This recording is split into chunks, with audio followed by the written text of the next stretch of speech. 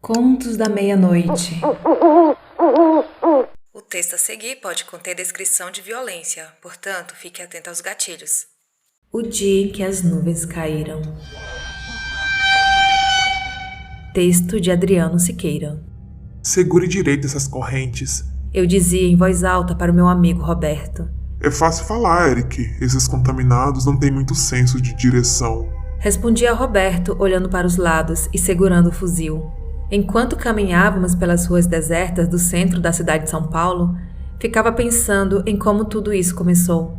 Há mais ou menos um ano, os cientistas encontraram uma solução para resolver o problema da alta temperatura. Era um pó químico que, jogado nas nuvens por vários aviões, iria resolver o problema, mas algo deu errado.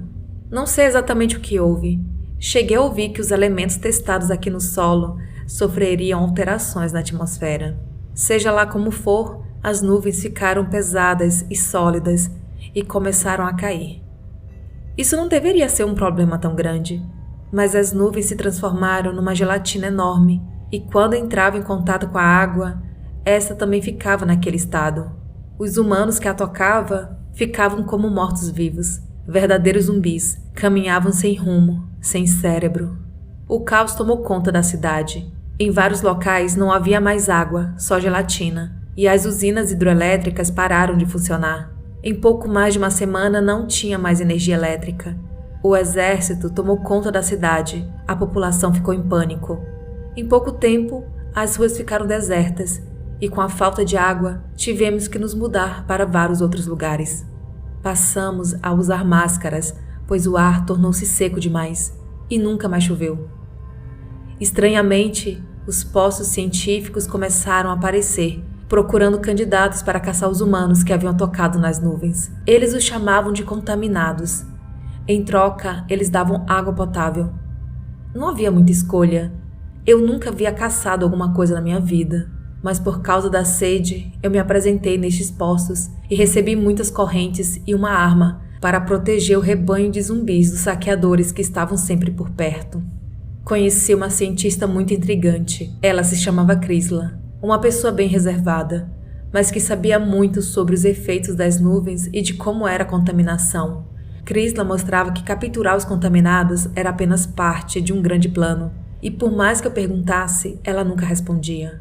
O céu ficava azul o tempo todo, e não tinha mais nuvens. Elas estavam todas aqui na terra e não derretiam. Ficava aquela gelatina branca atrapalhando todas as ruas da cidade e nem dava para entrar em alguns prédios. Agora eu e Roberto estávamos passando pelo viaduto do chá, que era agora um lugar perigoso.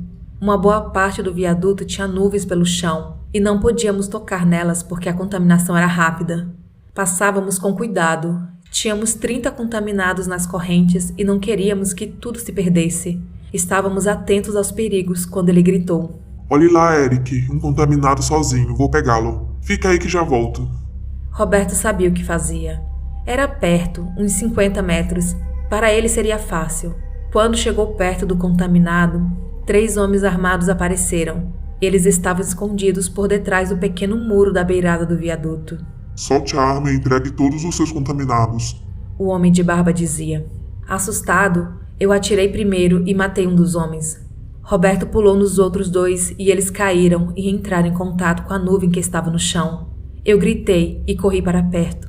Os 2 homens já haviam sido infectados e se levantaram como zumbis, sem cérebro. Roberto ainda estava consciente, dizia gritando. Me mate, não me deixe assim. Aos poucos, a voz dele foi sumindo. Eu pensei que talvez ele não merecesse viver como zumbi. Fechei os olhos e atirei 3 vezes. Quando abri os olhos, vi algo que me deixou muito surpreso.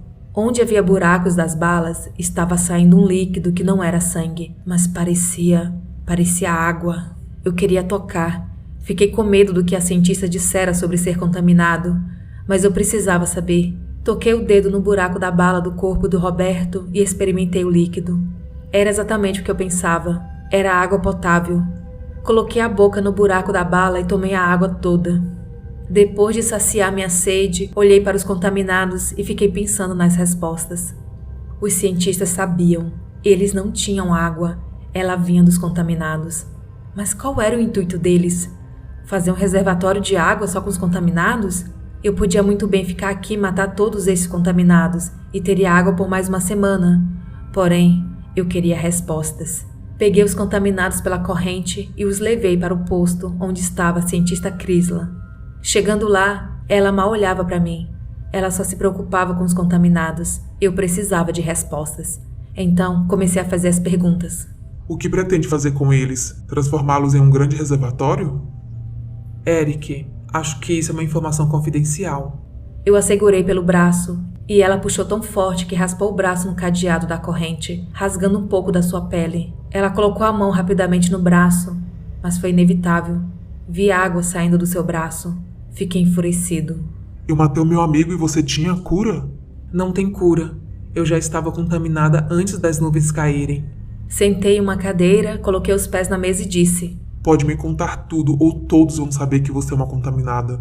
Tudo bem. Logo será tarde demais para falar. Meu pai foi o homem que inventou o pó químico que foi jogado nas nuvens. Todas as nuvens da Terra foram infectadas. O mundo inteiro está exatamente assim como o Brasil. Ele sabia que se desse algo errado, precisaria descobrir como resolver. Então injetou uma droga que alterou meu sangue para que eu ficasse com os efeitos de uma contaminação e me disse o que fazer. E você deixou que seu pai te transformasse numa cobaia? É claro, sou uma cientista e sei o que fazer agora. Se eu não tivesse aceitado, não teria esperança. Então, você é a solução? Não, não sou. Não sozinha. Eu apenas sei o que deve ser feito. Juntando os contaminados que você trouxe, já devemos ter o suficiente para a experiência. Se você quiser, pode vir junto para um dia contar para a humanidade. Segui Crisla até uma parte aberta do local. Havia muitos contaminados lá, segurando as mãos em círculos. 3 cientistas controlavam uma máquina. Crisla continuou a explicação. Meu pai morreu logo após a contaminação. Ele foi um dos atingidos pela nuvem, e um soldado atirou nele com medo da infecção. Reuni aqui os contaminados que têm agora água no lugar de sangue. O que você ainda não sabe é que o corpo deles tem variações: líquido, sólido, gasoso. A máquina que criei vai alterar nossos corpos para gasoso. Como assim? Nossos corpos? Você não vai participar disso, vai? Sim, eu vou. Quando meu pai me transformou, ele esperava que eu fosse com eles. Não pode haver contaminados neste mundo, se tudo der certo, entende? Mas que mal haveria ter contaminados por aqui se eles não fazem nada? Um dia você vai entender. No momento, apenas escute. A máquina vai nos transformar em uma forma gasosa. Seremos as novas nuvens. Assim poderemos fazer com que chova novamente, e o mundo retornará ao que era antes. Isso é loucura, você vai se matar.